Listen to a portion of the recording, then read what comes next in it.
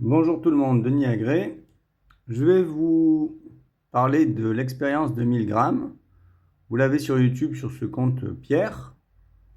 1000 grammes et le jeu de la mort. Puis vous avez un extrait aussi de 9 minutes, reboot de l'expérience de 1000 grammes, le jeu de la mort, sur psychocriminologie, qui est une interview télévisée. Donc très simplement, l'État s'est servi de la manipulation. Vous pouvez lire ce livre de Cialdini, Influence et manipulation. Et la manipulation repose sur l'engagement. Et on va voir que l'engagement, c'est des choses très simples. Et que dans l'histoire de la vaccination de masse, y compris pour les enfants, bon nombre de gens se sont engagés avec ce qu'on appelle un contrat social tacite. Il n'y a même pas besoin de signer la chose. Madame, monsieur, bonsoir, bienvenue sur le plateau de la zone extrême. Il est incontestable que les gens, au moment où ils signent le contrat, savent qu'ils sont dans l'éventualité de devoir être des agents d'exécution. Ils vont se trouver en position d'agent dès l'instant où ils oublieront leur propre conception de la situation pour adopter la vôtre. Installez-vous, c'est votre place. Vous posez les... Donc là, vous avez la posture d'autorité qui s'appelle l'animatrice. La posture d'autorité dans notre pays s'appelle le président. D'accord ? Et tous les gens qui ont voté pour le président actuel, ils ont signé un contrat tacite. Tout simplement parce qu'en mettant le bulletin de vote dedans, ils ont accordé leur confiance à ce monsieur.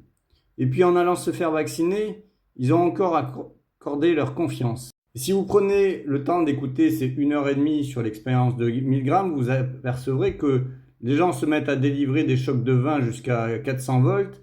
Ils appellent ça l'engagement renforcé. Écoutez bien. Incontestable que les gens, au moment où ils signent le contrat, savent qu'ils sont dans l'éventualité de devoir être des agents d'exécution. Des agents d'exécution. Donc ça s'applique à tous les policiers, les gendarmes et les militaires qui ont signé un contrat, qui ont voté pour Macron, et qui sont dans l'éventualité d'abattre des gens. On le voit dans la presse en ce moment sur des civils. Ils vont se trouver en position d'agent dès l'instant où ils oublieront leur propre conception de la situation pour adopter la vôtre. Installez-vous, c'est votre place. Vous posez les questions, vous lui donnez la bonne réponse. Si vous arrêtez, perdez tout. Vous êtes maintenant le maître du jeu. Allez-y. Il faut bien voir la situation dans laquelle ils sont. D'un côté, chaque poussée de manette les engage dans la situation. Les engage. Les engage dans l'obéissance. Dans l'obéissance. Vous êtes des bons élèves, vous allez obéir. Et ça concerne aussi les médecins, les infirmiers, les sages-femmes qui ont vacciné. Parce que les vaccins, désolé, mais oui, il y a des effets indésirables graves et ça cause des décès. Le deuxième coup de manette l'engage un peu plus. Le troisième l'engage encore, etc. Ça s'appelle bêtement une escalade d'engagement. Le résultat de ce processus d'engagement sera de mettre l'individu dans un état très particulier que 1000 grammes situe au cœur du processus d'obéissance et qu'il appelle l'état agentique. Voilà, donc tous les militaires qui tuent, ils s'engagent avec un mort, deux morts, trois morts. Et puis tous les vaccinateurs qui font une dose, deux doses, trois doses, quatre doses, eh ben, ils sont dans l'état de l'agent qui exécute et qui obéit. Et là, vous avez un des acteurs qui a participé et qui a interviewé. À exprimer, à justifier le fait que je déroge à la règle. Et j'ai pris des engagements. Donc je suis obligé de me justifier. Oui, je n'aime pas rompre les règles pour les rompre, en revanche. Voilà, donc ce monsieur, il a du mal à casser son contrat parce qu'il n'a pas d'explication. Pour ça, entre autres, que je vous ai montré que les médecins sont payés par le revenu d'objectif de santé publique du médecin traitant pour atteindre des objectifs de vaccination. D'accord ?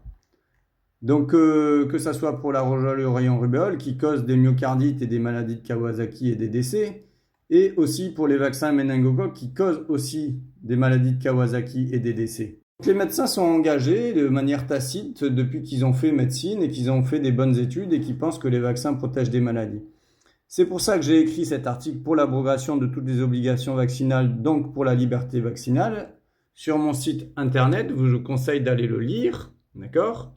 De l'imprimer, de le montrer à vos médecins, infirmiers et autres pour qu'ils aient des arguments de compréhension pour lesquels ils pourraient peut-être remettre en question la vaccination de masse et en particulier l'obligation vaccinale qui date de janvier 2018 sous le président Macron, où on est monté à 11 doses d'un seul coup, et en janvier 2025 à 13 doses avec le méningocoque B, et c'est en plus. Empêcher le candidat de gagner. Qu'en pense le public? Qu'en pense le public? Qu'en pense le public? Limite, je vous remercie. Voilà. Le jeu est terminé, bravo. Donc là, on vous montre 9 personnes qui ont refusé d'aller jusqu'à la dose létale, en gros, sous l'autorité de la présentatrice qui est sur le plateau. C'est fini. À ce stade, ils sont 9. 9 sur l'ensemble des questionnaires à être allés au bout de leur combat contre l'autorité. 9 qui ont écouté leurs partenaires plutôt que se soumettre à des ordres inhumains. Ils ont refusé d'accepter le « je dois » et ils ont dit « je ne veux pas ».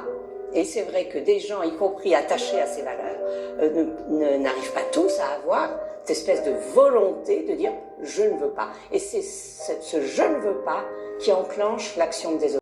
Elle est un danger pour tout pouvoir qui abuse de son autorité.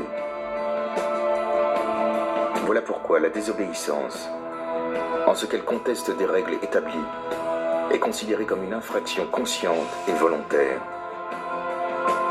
À ce titre, tout contrevenant se confronte à une répression qui peut être violente et implacable.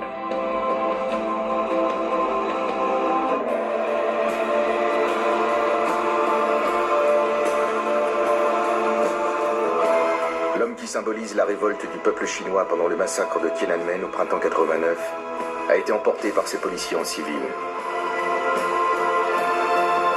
Personne ne sait ce qu'il est devenu, mais il incarne l'espoir de centaines de millions de Chinois. Voilà. Donc on a le droit de dire non. Et ce que vous montre ce reportage à la fin, c'est quand il n'y a plus l'animatrice, il y a beaucoup plus de gens qui disent non. Donc ils sont plus sous le pouvoir de l'autorité, ils sont juste seuls à décider. Donc tout ça pour dire quoi? Que ce monsieur pour lequel vous êtes engagé, pour qui vous avez voté, pour qui vous avez fait des actes inhumains, à savoir tuer des gens avec des pistolets ou avec des vaccins, puisque ça a tué des gens, vous avez la possibilité de le révoquer. Demande de destitution du président de la République en vertu de l'article 68 de la Constitution. Voilà. Il manque 27 000 signatures pour que ça atterrisse sur le site de l'Assemblée nationale. Et demain, 500 000. Alors, vous faites bien ce que vous voulez. Si vous voulez garder l'animateur du plateau télévision qui vous dit qu'il faut vacciner et qu'il faut prendre les armes pour aller tuer l'ennemi, eh bien, continuez de l'obéir. Mais en attendant, vous avez cette maman, Iliana et tant d'autres. Ça, c'est une vidéo qu'il y a sur mon compte Instagram, si vous voulez aller regarder, qui a perdu sa fille en 2023, après les vaccins hexavalent et pneumocoque, à 2 mois et demi, d'une myocardite, authentifiée sur une autopsie.